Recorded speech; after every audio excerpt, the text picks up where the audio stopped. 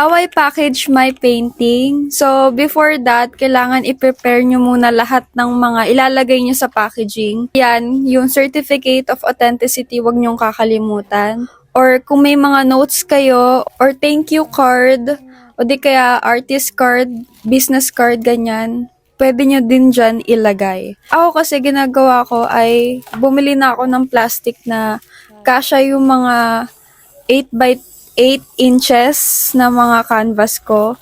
Pero kung mga malalaki naman, bumili rin kayo ng, may malaking plastic din na nabibili ng ganyan. Naglagay lang din ako ng karton para in case hindi siya malukot or kung madaganan man, hindi direct yung painting yung maapektuhan. Bumili na rin ako ng craft paper.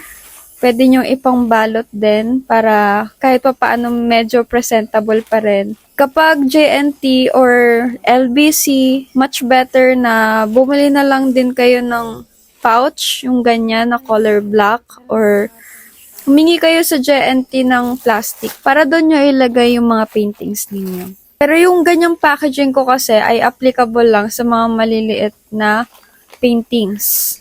Pero soon, i-share ko din kung paano ako mag-pack ng paintings kapag mga malalaki naman.